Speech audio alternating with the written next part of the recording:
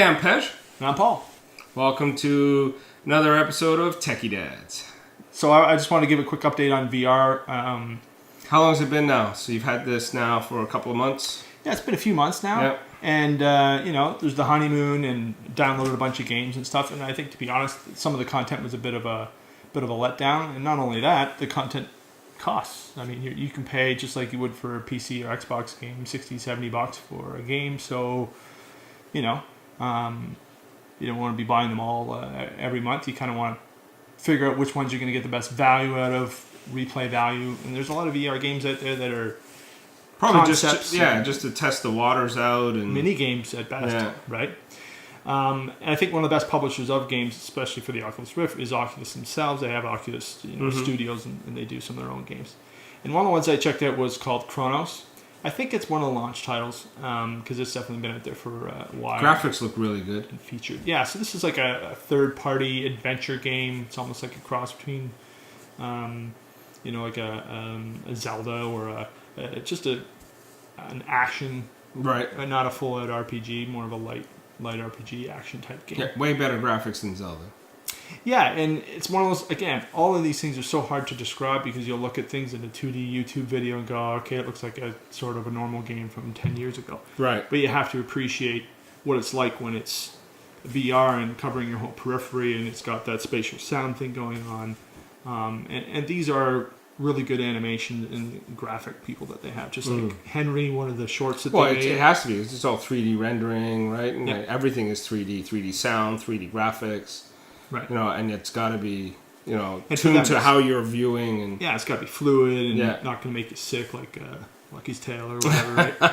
But an interesting game because it's not first person, it's third person. The camera view is always at a certain fixed position within a room. So then when you walk from one room to the other... Oh, that's interesting. So you're the camera?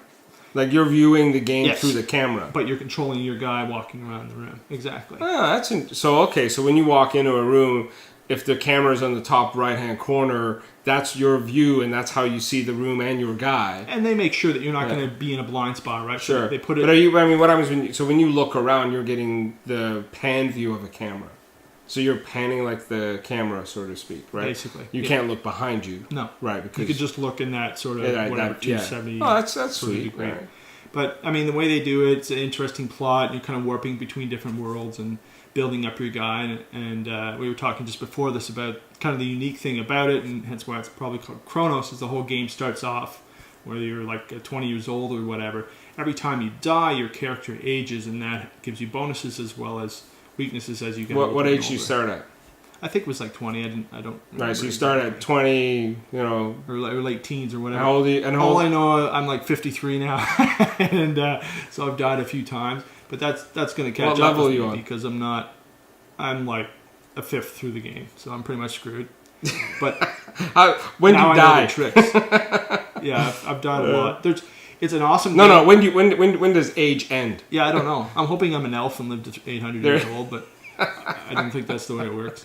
Right. So anyway, the guy's going to have a cane soon, and it's going to be a little rough fighting the bosses. But I think that's the thing. It is a difficult game. There's certain bosses that you just have to be smart. Some of the tips that I've seen is, get a guy and put all your stats into speed so you can dodge.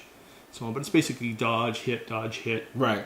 So the game mechanics are the same as other games. However, the uniqueness of how it's positioned and the whole like in your face 3D sound and the uniqueness of if you die, you don't start at a checkpoint. Right. It's well produced world, and goblins come out and you collect your loot and get certain abilities and things like that. It's a simple game mechanic. It's fun, and I think you have to stick with it and get past it. What else? The other one I got is interesting. It's called Damaged Core. It's a fairly new title, but it's been hyped for quite a while. And this is a first-person shooter, but again, this is before Oculus hand controllers are out, right? So you're still working with, in my case, an Xbox controller. And the whole premise is you can't really move your character in this game. So you're basically a computer virus, and whatever you see in terms of another computer, you can basically possess it or take it over, and then you can, if that's a robot, then you can start shooting or whatever. But that's neat. So you're stationary and can look around and shoot. So you're taking over other robots. it's you versus the robots. You take over other robots, and then you can start shooting people. If your robot gets shot, you got to leap into another. You got to get out of your body before it dies and into something else. That's kind of neat. So it's a bit of a panic there when you see yourself starting to die, and you got to get out and find someone you can visit. Can you look all the way around you and stuff, or is it like you can? Yep. Okay, so this is like 360-degree view. How does that work if you're sitting playing the game and you're doing this? How does that feel? This one didn't get me sick at all. Okay. I think it's just because of the frame rate and everything was sort of bang on, and I've heard people say they recommend playing it standing up, and I think that's just because you're moving around. You're going to hurt your neck if you want to spin around. I have a chair that pivots, and I think that's perfect. You don't get tangled with the wires and stuff? No, I got it all figured out. You just keep it above the wheels and pivot around. I have no idea how ridiculous I look, but I'm in VR land, so it doesn't matter. Nice. I think that's the main thing, is these games are intense, and wearing the thing can be kind of hot, and I'll pay them for 20 minutes or something, and then I'm done. Is that what it is? You're like 20-30 minute average, and ready to go? Yeah, I'm not going to be into a game more than 30 minutes. So what? So now that the honeymoon phase is over, you got a couple of games. Sounds like they're pretty good. Yep. What's your verdict so far? Worth the investment? Good to get in right now? Jump in, pick up? Because you got Oculus Rift, as you said, are coming out with the new hand controllers later this year. You've got rumors of the Vive coming out with the V2, maybe. Yeah, right? Google's got Daydream coming out very shortly. And then, Sony. If you own a PlayStation, if you can find one now, the PlayStation VR, that's coming out in a couple of weeks, October 13th. I think that one's going to be different. Yeah. Right? But on the PC, what are you thinking? Is it good to get in now, or is it still a little too early? I don't think it's early now. Now I think it's the hype cycle. If you think of Gartner or whatever, now it's starting to mature. Now the good content's starting to come. With the holidays, it's starting to come.